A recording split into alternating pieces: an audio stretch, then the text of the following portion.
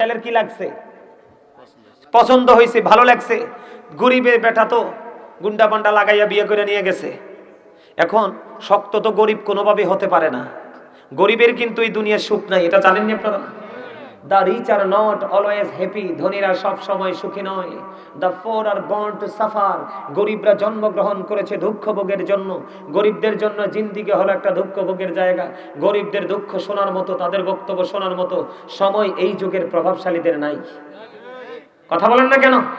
আবার আল্লাহ ডেকে ডেকে বলে, গরিব তোরা টেনশন করিস না, তোরা সাফার করতে করতে করতে করতে আমার কাছে আয়। আজকে তোদের কথা শোনার সময় নাই। আমি আল্লাহ কথা দিলাম, কাল কিয়ামতের দিন ওই সমস্ত ক্যারেক্টারলেস রিচ ম্যানদের কথা আমার শোনার সময় থাকবে না। মনে রাখেন, গরিবরা জান্নাতে বসবাসের বয়স 500 বছর পার হয়ে যাবে, আর সিটার বাটপার ধনীরা হিসাবের জন্য রেডি হইতেই থাকবে যন্ত্রণার শেষ। ঠিক সেম টু সেম মেয়ের ক্ষেত্রে যেমন গরিবের ঘরে যেটা হয়, আবার ছেলের ক্ষেত্রেও সেটা হয়। কারণ গরিব তো কি করতে পারে না, বেশি কাবিন দিতে পারে না। বেশি লাফালাফি করবি, কাবিনই দিব না, এমনি নিয়ে যাবো। কথা কন না কেন? 1 মাস 2 মাস 6 মাস পরে অনেক গরিবের মেয়ের সংসার ভাঙছে, অনেক মেয়েদের সংসার ভাঙছে। আমি আপনাদেরকে আজকে বলে যাই, আমাদের পূর্বসূরি আইমাই কেরাম বলে গেছে, ও পৃথিবীর মানুষ রে, দুনিয়ায় যতদিন তোমরা চলাফেরা করবা, বিচরণ করবা, কখনোই ধনী লোকের সন্তানের সাথে মেলামেশা করিও না। কারণ ধনীরা কলঙ্কের ভয় রাখে না, তারা কাউকে তোয়াক্কা করে না। তবে সব ধনী মানুষ তো এক নয়, ভালো তো আছে, তবে ম্যাক্সিমামই খারাপ।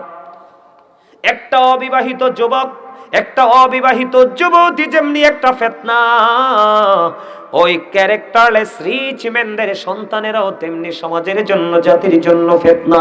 তোমরা দেখবেন, আপনারা দেখবেন, বড় লোকের মেয়ে কাউকে তোয়াক্কা করে না, যেমনি চেমনি চলে। ছেলে মেয়ে উভয়ের ক্ষেত্রে, ঠিক কিনা বলেন? কিন্তু গরিবের ছেলে মেয়েদের মধ্যে পোশাক আশাক সব কিছুর একটা শালীনতা বোধ থাকে, থাকে কি থাকে না? এই জন্য আপনাকে বলতে হবে, ও বন্ধু, গরিবের ঘরে যদি আল্লাহ চাঁদের টুকরা দেয়, তাকেই পর্দা করে করে বড় করতে হবে, তাকে আড়ালে রেখে রেখে বড় করতে হবে। তাহলে একদিন যখন বড় হবে, হুট করে বিয়ে দিয়ে দিবেন, সে তার শ্বশুর বাড়িটাকে আপন করে নিয়ে জীবনকে সুখী করে নেবে। আর যদি মেয়েটাকে আপনি উল্টা পাল্টা চলার সুযোগ দেন, সুন্দর চামড়া দেখে কোনো ধনীর দুলালির চোখে পড়বে, এটা তার ভোগের পণ্য হবে, ভোগের পণ্য হবে, চিরস্থায়ী জীবনের সাথী হিসাবে কখনোই গ্রহণ করবে না। আপনারা অনলাইন ঘেটলে দেখবেন, অনেক গরিবের মেয়ে কোটিপতির ঘরে গিয়ে কি অশান্তিতে আছে, আবার অনেক রিকশাওয়ালার মেয়ে হাজার কোটি টাকার ঘরে গিয়ে মহারানী হয়েছে। এটা হলো তাদের ব্যক্তিগত মেন্টালিটি। আপনি বুঝবেন কেমন করে? তবে ডিসটেন্স তৈরি করতে হলে ছেলের ক্ষেত্রে, মেয়ের ক্ষেত্রে আপনাকে ছেলেও খুঁজতে হবে পর্দাশীল। যেই ছেলে জিন্স প্যান্ট পরে অভ্যস্ত, এটার কিন্তু পর্দা নাই। আমার নবী বলেছেন, যেই মহিলা পোশাক পরার পরেও তার অঙ্গ দেখা যায়, তার বডি দেখা যায়, নবীজি বলেছেন ওই নারীটাও লঙ্গিনী ল্যাংটা নারী।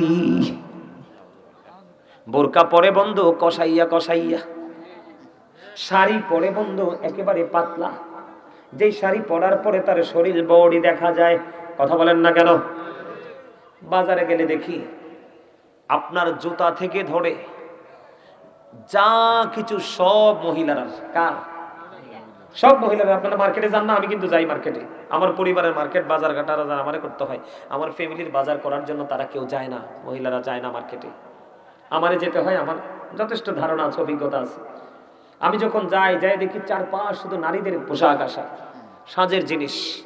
কিন্তু আমরা যারা পুরুষ আছি, আমাদের একটা গেঞ্জি, একটা শার্ট, একটা পাঞ্জাবি, একটা ফতুয়া, একটা প্যান্ট, একটা পায়জামা, একটা লুঙ্গি, এই, এর বাইরে কিছু আসেনি।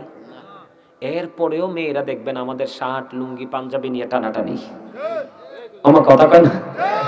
ভুল কইছি? হ্যাঁ, জিন্সের প্যান্ট। এই যে উনি বলছে, কথা কিন্তু হেসা। আচ্ছা, আরেকটা লজ্জাজনক কথা, আপনাদের এলাকায় এটা হয় কিনা জানি না, মা দেখি বোরকা পরে রাখে। কি? মা দেখি বোরকা পরে রাখে, আর মেয়েটাকে একেবারে খোলামেলা ভাবে রাস্তায় নিয়ে চলে। আছে না? আছে না? আচ্ছা, আপনি কোন ছাগলে মুখ কি চারা গাছে দিবে না বুড়োটাতে? এই বাস্তব কথা, আপনি কাঁঠাল গাছ লাগান না? সারা কাঁঠাল গাছ খায় ছাগলে নাকি বড়টা? বড়টার কাছে কি যাইতে পারে? যাইতে পারে? আরে তুমি কেন বোঝো না? তুমি তো বড় কাঁঠাল গাছের মতো বুড়া হয়ে গেছো, চামড়া তোমার বটে গেছে। তুমি যদি খালিও হাঁটো তোমার দিকে কেউ তাকাবে? এর সমস্যা তো তোমার মেয়ে। এই মেয়েটার দিকে বেগানা পুরুষ কি দিবে? তাকাবে, তাকে নিয়ে টিটকারি করবে, তাকে ফ্রিজিং করবে। তুমি এই বাচ্চা কাঁঠাল গাছটাকে কি করতে হবে? ঢেকে রাখতে হবে। ম্যাক্সিমাম মা দেখি তার উপযুক্ত মেয়েটাকে খোলামেলা ভাবে রাস্তায় নিয়ে বের হয়ে যায়। ওই যে বললাম শুরুতে আপনাদেরকে, এখনকার ছেলেরা দেখবেন গান বাদ্যযন্ত্র বেশি পছন্দ করে। কেন করে জানেন? এখনকার বাচ্চারা গান বাদ্যযন্ত্র বেশি পছন্দ করে। বিয়ের কথা হইলে ছেলের বাড়ি মেয়ের বাড়ি দুই বাড়িতেই মিউজিক বাজে। বাজে কি বাজে না? মিউজিকের মধ্য দিয়ে তাদের কি হয়?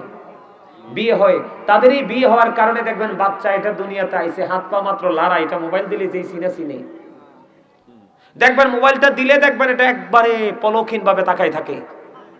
খাবার আপনি এমনি দেন খাবে না, কিন্তু মোবাইলটা দিয়ে খাবার দেন দেখবেন সব খাইয়ে শেষ করে ফেলাইবে। কারণ তার তো দৃষ্টি এটার দিকে। কথা কন না কেন? আরো বেশ কয়েকদিন আগে একটা মাহফিলে গেলাম, যাওয়ার পরে যাওয়ার পরে মাহফিলের সভাপতি সাহেব, বুঝছেন নি, মুরব্বী মানুষ, টিচার মানুষ, উনি আমারে বলতেছে, হুজুর আপনার কাছে একটা দুঃখের কথা কইতাম। আমি কি কন না?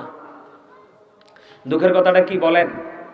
এই কথা বলার পরে এবার বলতেছে, হুজুর আমরা যখন ছোট ছিলাম মনে আছে, আমার মা বাবা কোন রকম হইলে আমাদেরকে আমাদের দাদার কাছে দিয়ে যাইতো, দাদুর কাছে দিয়ে যাইতো। আরে এখন আমার ফুতের বউ আমার কাছে আমার নাতে নাতিনরে দেয় না, কি করে? মোবাইলটা দিয়ে বয়া দিয়ে যায়। বিষয়টা কিন্তু গুরুত্ব দিয়ে শুনবেন আপনারা। আমি কথাটা বলছি খামখেয়ালির ছলে, কিন্তু আপনারা কথাটা বুঝবেন। কি, আমার মা আমাকে আমার দাদার কাছে দাদুর কাছে দিছে কান্না করলে, কিন্তু আমার বৌমা এখন আর আমার নাতিকে আমার কাছে দেয়, মোবাইলটা দিয়ে বসাইয়া দিয়ে চলে যায়। এটা কত বড় ধ্বংস, খেয়াল করছেন? বুঝতে পারছেন? আমার দিকে তাকান। আমি আপনাদেরকে বলে দেই, এই বেপরদাশীলতার সাথে কিন্তু আপনার মিউজিকটা আছে, বিশেষ করে নেশাটা বেশি আছে। আপনারা কয়দিন আগে দেখছেননি ঢাকাতে কিছু স্মার্ট মেয়ে বোরকা পরা, তাদেরকে যে ডিবি নেশা করা অবস্থায় ধরছে, দেখছেননি? এটা খবরে দেখাইছে যে, দেখছেননি? এই মহিলাগুলো এই নেশার সাথে যুক্ত হয়েছে বেপরদাশীল হওয়ার কারণে। কারণ তারা যদি পর্দা করে চলতো তাদেরকে কিন্তু কেউ চিনতো না, জানতো না, তাদের সাথে কারো কোনো পরিচয় পরিণয় হতো না। ঠিক না ঠিক? হতো। আজকে তারা মদের দিকে আসক্ত হয়ে গেছে, নেশার দিকে আসক্ত হয়ে গেছে। কি হয়ে গেছে? বেপরদাশীল নারীদের কোনো সমস্যার শেষ, বেপরদাশীল মেয়েদের সমস্যার কোনো শেষ নেই। আপনাকে আমাকে এই দিকটাকে গভীরভাবে খেয়াল করতে হবে। কি করতে হবে? এখন আপনারা আমার সমাজে আপনাদের এদিকে নেশা করার মতো লোক আসেনি? আছে।